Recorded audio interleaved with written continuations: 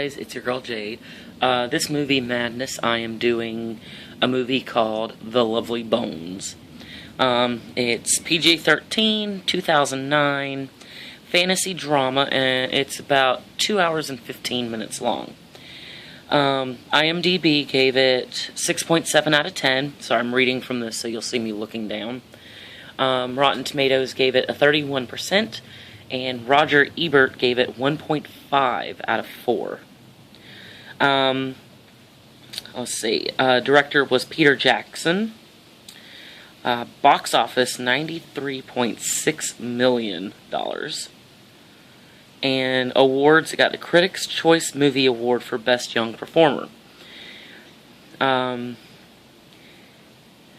the description of this movie is, after being brutally murdered, 14-year-old Susie Salmon watches from heaven over her grief-stricken family and her killer.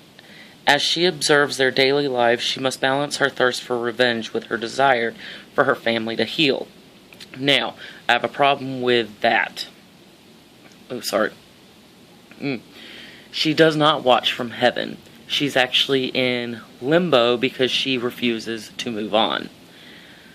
Now, the girl who plays Susie Salmon, I am not even going to try and say her name because I know I will butcher it, but she is the girl who played in the movie adaptation of Stephenie Meyer's The Host. And, let me see, that first one, the Ronan, her last name is Ronan.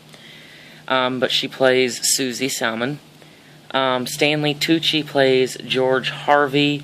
I think that's the guy who's the killer. Mark Wahlberg plays Jack Salmon, her father.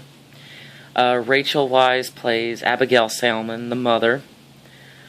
Susan Sarandon, grandma.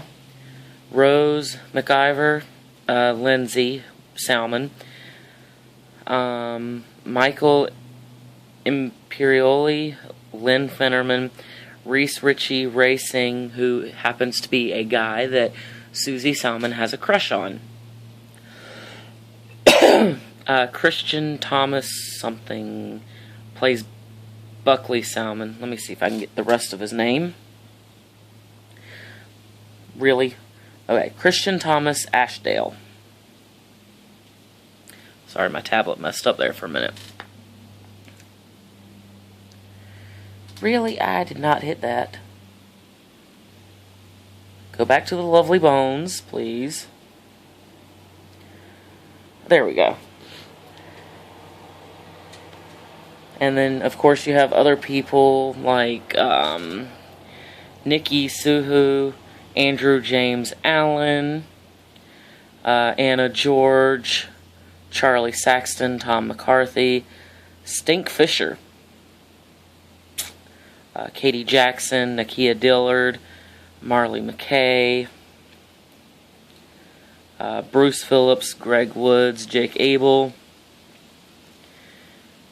AJ Michalka. So, but this movie, I was putting my tablet down. This movie is a little bit, it's out there. I've watched it a couple of times. It wasn't one of my favorite movies. It was okay, and I guess because the way that it's done, like, okay, basically, Susie is in school. Like I said, she's 14 years old. I think I forget what grade they have her at, but it's not, like, it's like 7th or 8th grade. I don't remember exactly. But it's set, I think,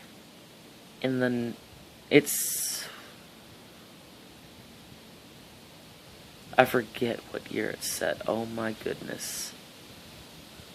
I think it's like the 60s or 70s. Because I remember, like, the hippie clothes. So, it's like the 60s or 70s. So, but she is on her way home, and she has to go through this cornfield and everything. And the killer has set up an underground bunker. But he calls it he calls it something like a playhouse for all the kids in the area. He's like that. He is a creepy neighbor. He's like one of those creepy neighbors that you kind of like you kind of get that feeling from. But he seems like he's nice and everything and just loves the neighborhood kids. So he decided to build this bunker. And she just happens to, like, he's been watching her. He wants to kill her specifically. But she goes through where she's in this limbo, and you see, like, what her parents are doing. She's watching them. You see what the kid Ray is doing. You know, she might even be in 9th grade. Forget it, I don't remember. But, it goes through, she's in this whole limbo, she meets with this Chinese girl, I think she's Chinese, I don't know. And she basically says to the girl she doesn't know what it feels like to have that much hatred and need for revenge in her heart over this guy who killed her and took her away from her family. What she doesn't know is that this girl was also killed by the same guy.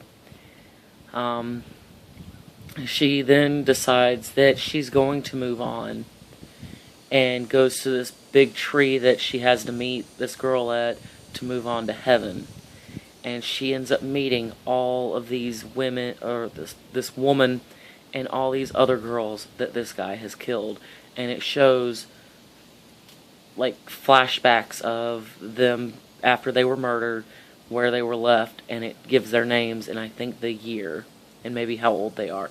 And then she decides that she's not ready to move on, and she goes back for one last hurrah. I won't spoil that for you.